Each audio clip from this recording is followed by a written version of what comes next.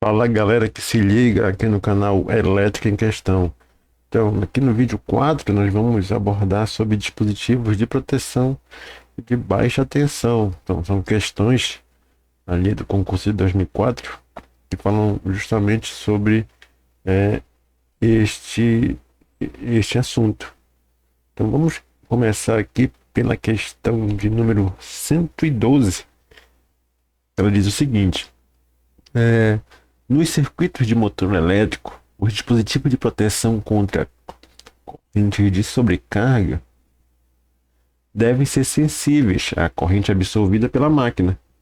Todavia, têm de ser compatíveis, entre outros aspectos, com o regime de partida do motor. Galera, a afirmativa está correta, né? Está correta aqui, ó. Porque o dispositivo de proteção deve ser sensibilizado pela corrente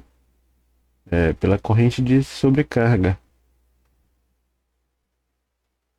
Ó, deve ser pela corrente absolvida, né?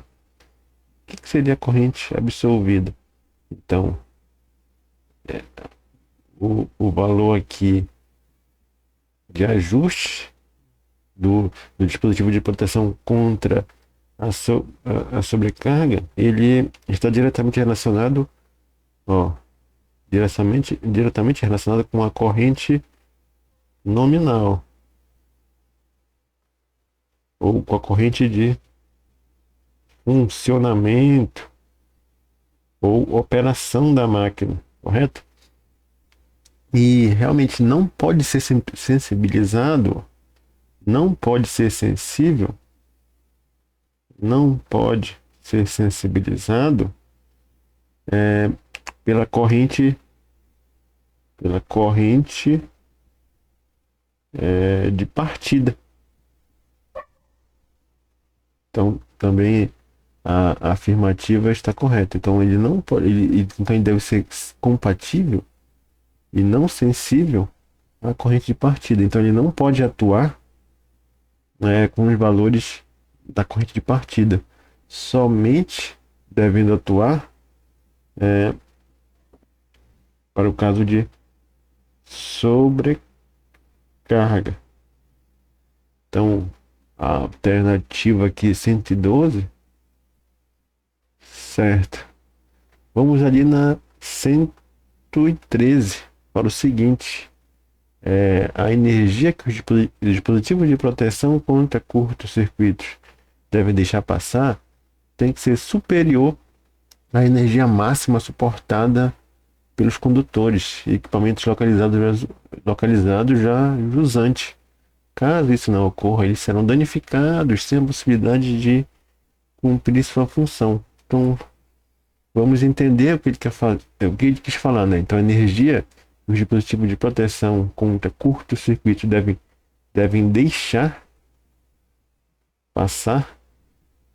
Então, no caso, seria aqui, ó, devem suportar, ó, suportar. Tem que ser superior à energia máxima suportada pelos conectores. Então, galera, o que que seria o correto aqui? Então, a corrente de curto-circuito, ó, a corrente de curto-circuito do dispositivo de proteção deve ser, ó, maior do que a corrente de curto-circuito admitida, ó, admitida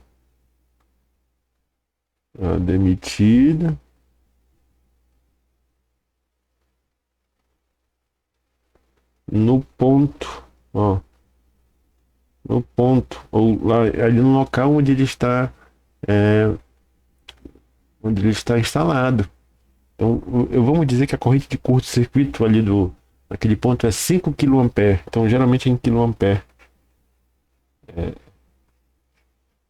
o, o valor do curto-circuito.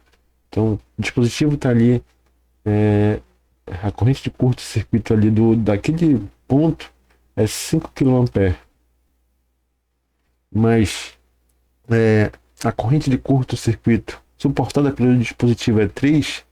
kA, então não houve uma padronização, aqui está errado, porque a corrente de curto-circuito suportada pelo equipamento deve ser maior, pelo menos igual ou maior, né, do que a corrente admitida no ponto. Então, nesse caso aqui, se eu realmente tiver um curto-circuito ali no ponto, que vai ser de 5 kA, o meu dispositivo de proteção vai ser danificado, ó. Danificado. Ele vai acabar sendo danificado e não vai operar a contento para proteger o curto-circuito. Então aqui a banca fez uma inversão, né, até de nomenclaturas, e falou que a energia que os dispositivos de proteção contra curto-circuito devem deixar passar, no caso deve suportar, né, tem que ser superior à energia máxima suportada pelos condutores. Ou suportada pelos condutores, ou também presumida, o curto presumido no ponto, né? No ponto. Se eu estiver falando de corrente elétrica, então a corrente elétrica que o equipamento deve proteger deve ser, numa questão mais à frente, nós vamos ver que ele vai ter que ser menor, que não seria o caso aqui. Então a banca deu uma invertida nos valores ou das nomenclaturas, colocou energia, né? Tá apenas para confundir o candidato. Então, vamos colocar aqui, ó. Então, o que estaria errado aqui? Ó? Devem deixar passar? Não. Vamos colocar que devem suportar, tá? Eu coloquei lá em cima já, né? Suportar. E nesse caso aqui, deve ser superior à energia ou a corrente de curto-circuito, se eu falar de curto-circuito, máxima admitida no ponto. Então aqui, ó, eu tenho um erro. Então aqui eu quis levar para o lado da corrente de curto-circuito. Eu vou adiantar logo aqui, vou fazer a 115, onde a gente vai falar aqui sobre corrente, ó, corrente de proteção. Então, nesse caso aqui, ó, considere que um motor de indução trifásico que funcione em um regime contínuo possua corrente nominal de linha igual a 101 amperes. Então, a corrente corrente nominal do motor é 101 amperes. Esteja sendo alimentado por condutores de capacidade de condução igual a 108. Nesse caso, um valor aceitável para a corrente de ajuste de proteção do relé de proteção contra sobrecarga térmica seria de 102 amperes. Então, olha aqui, ó, a corrente no condutor, né, deve ser igual ou maior do que a corrente no dispositivo de proteção. Beleza? Então, ó, o que vai acontecer? O dispositivo de proteção vai proteger o condutor, nesse caso aqui, tá? Protegendo o condutor. Mas olha aqui, eu ainda tenho um motor de indução trifásico, que a corrente de proteção deve ser igual ou maior do que a corrente, ó, no motor. Então, esse valor aqui, igual a maior ou maior, né? Colocar aqui em pequena proporção.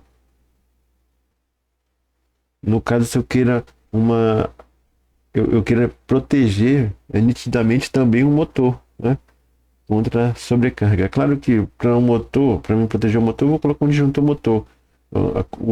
O dispositivo geral ali, o dispositivo de proteção geral do circuito vai proteger basicamente os condutores. Então vamos ver, ó, corrente do condutor que ele pode suportar máxima é 108 amperes, que realmente, ó, a corrente de proteção ali do disjuntor máxima, né, que ele vai deixar passar, vai ser 102 amperes. que vai ser ligeiramente, numa pequena proporção, igual ou maior que a corrente máxima do nominal do motor. Essa aqui é a corrente nominal do motor. E aqui eu vou estar protegendo, porque 102 ampere eu não vou deixar atingir 108 e sobrecarregar o disjuntor, correto? E a corrente de proteção aqui do dispositivo de proteção vai atuar a contento aqui, ó, para proteger o motor. Então, uma espécie de sobrecarga aqui, como eu tenho uma pequena proporção aqui, maior ou igual em pequena proporção a corrente do disjuntor, que é o 102 para 101, 1 ampere só. Então, se houver uma pequena sobrecarga aqui no meu motor, eu já vou ter a atuação, então, garantida. Garantir atuação, para esse caso. Beleza? Então, aqui, ó, 115 está correto. Vamos ver aqui a 114. Então, o dispositivo terminal que alimente um só motor deve ser protegido contra curto-circuito por meio de fusíveis do tipo NH, ou por disjuntores sem dispositivo de disparo magnético. Então, aqui é um circuito terminal, ali, um ciclo de alimentação geral. Ele tem que, ó, ele falou aqui que deve ser protegido por fusível ou por disjuntores sem disparo magnético. Então, o que seria o disparo magnético? Vai proteger contra sobrecarga, né? Só que não, eu tenho que, o meu disjuntor tem que ter, então, tem que ter o dispositivo de disparo magnético, que vai proteger também o motor contra sobrecarga. Então, eu tenho que proteger contra curtos-circuitos e sobrecarga esse meu motor. Então, aqui, ó, 114 está errada. 116, vamos ver aqui, ó. Três das principais características nominais de um disjuntor de baixa tensão são corrente nominal, ó, características principais de um disjuntor de baixa tensão são corrente nominal, tensão nominal e capacidade nominal de interrupção de curto-circuito. Aqui, ó, corrente. Quando eu vou especificar um disjuntor de baixa tensão, eu tenho que dimensionar o equipamento conforme corrente nominal do circuito, a tensão nominal do circuito e a capacidade de proteção ou de interrupção em curto-circuito. Correto. Aqui, ó, 116. Basicamente é isso, sim. Certo. São uma das principais, ou três principais características são essas mesmo, realmente. Corrente nominal, tensão nominal e capacidade nominal de interrupção de curto-circuito. 116, correto. Vamos ver se tem mais alguma questão. Não. Então aqui finalizamos mais um vídeo, o vídeo 4, sobre dispositivo de proteção de baixa tensão. Aguardo por vocês na próxima questão.